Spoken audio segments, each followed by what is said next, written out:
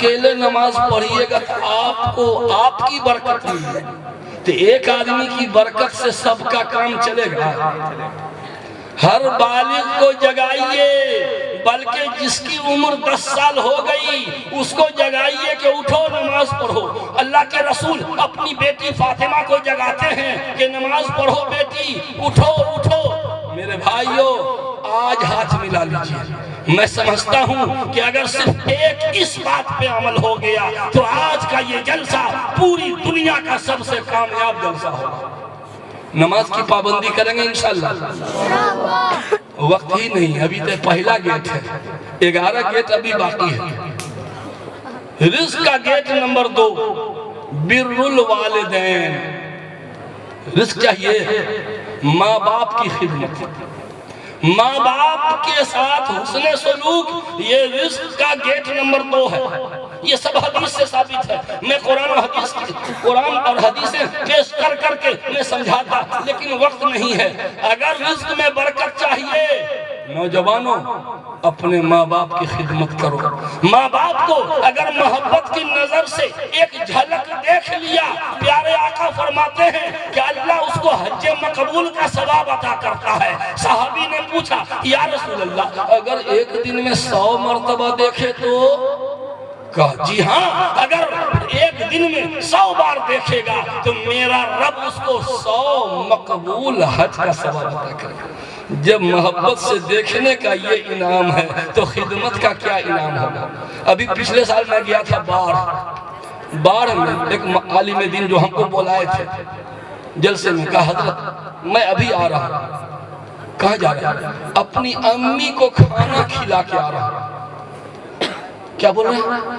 اپنی امی کو کھانا کھلا کے آ رہا ہوں۔ میں نے پکڑ لیا گٹا، آپ امی کو کھانا کھلائیے گا؟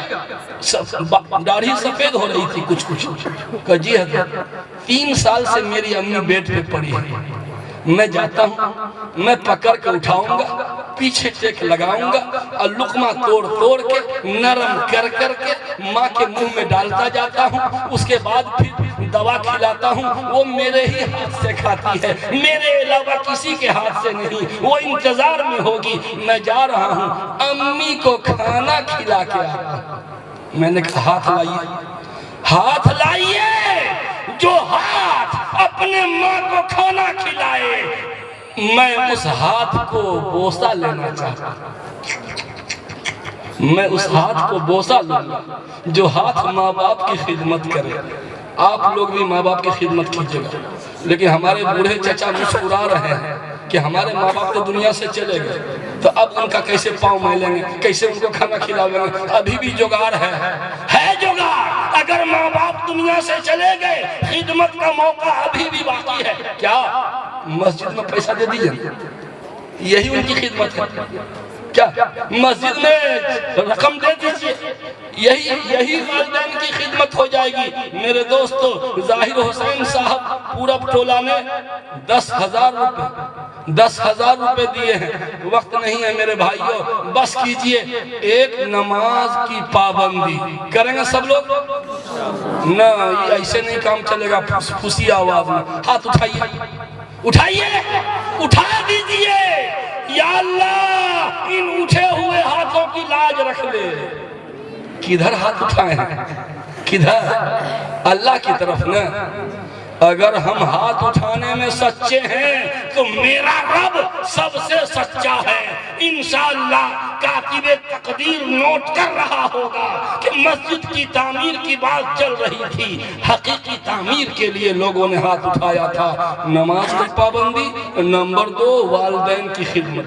یہ 2 دروازہ ہے رزق کا، آپ آزما کے دیکھ لیجئے۔ افسوس کے وقت نہیں ہے، ورنہ میں ایک ایک کر کے رزق کے دروازے کھلواتا جاتا اور آپ کے روح میں تازگی ملتی، رزق میں برکت ہوتی۔ اللہ تعالی ہم سب کو امن و عافیت عطا فرمائے۔ ہمارے کچھ نوجوان پریشان ہیں جاب کے لیے کہ روزگار نہیں مل رہا۔ حضرت کل سے کمپٹیشن ہے، دعا کر دیجئے۔ بعض نوجوان قلم پھکواتا ہے کہ قلم پھک دیجئے کل سے ایگزام ہے۔ بیٹا قلم پھک دیں گے تو تم آل انڈیا اسٹوڈ کر جاؤ گے، تمہارے دماغ میں تو ہیروئن کا فوٹو سیو ہے، تمہارے دماغ میں تو تمہارے گرل فرینڈ کا فوٹو سیو ہے، تم تو کسی اور چکر میں رہتے ہو، تم کیا کمپٹیشن کی تیاری کرو گے؟ پہلے دماغ کی میموری کو صاف کرو، دماغ میں جو وائرس آ گیا ہے، کچرا بھر گیا ہے، پہلے اس کو صاف کرو، اب پھر جا کے دماغ کی میموری تیز ہوگی۔ میرے نوجوان دوستو، ہمارے نوجوان جاب کی تلاش میں پریشان ہیں، ایک کام کیجیے، سورہ واقعہ کی تلاوت روزانہ کیجیے۔ سورہ واقعہ، سورہ رحمان کے بعد 3 صفحے کی سورہ ہے۔ سورہ واقعہ میں مدرسہ والوں کو بھی کہتا ہوں، روزانہ مغرب بعد یا عشاء بعد تمام طلبہ اساتذہ سورہ واقعہ کی تلاوت کریں، انشاءاللہ رزق کی تنگی اٹھا لی جائے گی۔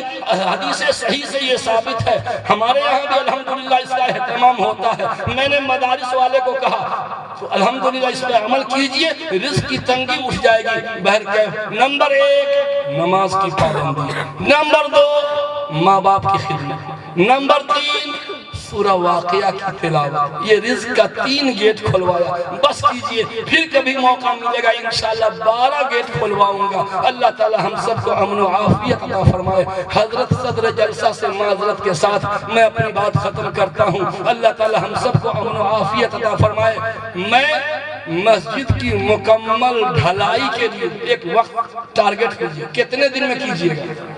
جتنے دن کی نیت کیجئے گا اللہ اتنے دن میں تعمیر کروا دے گا۔ بولیے کتنے دن میں؟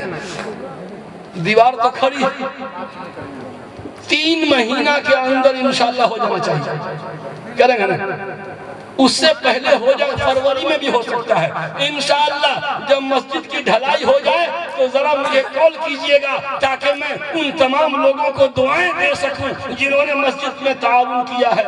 جناب صدر الحق صاحب انصاری، انہوں نے 2000 روپے دی، 20,000 روپے، 1 زیرو گھٹ گیا، 20,000 روپے۔ اللہ تعالیٰ ان کے جان مال میں برکت عطا فرمائے۔ یہ ایک صاحب ابھی 500 روپے دے کے گئے ہیں، دینا بند نہیں ہونا چاہیے۔ حضرت نے اپنے ظرف کے مطابق اعلان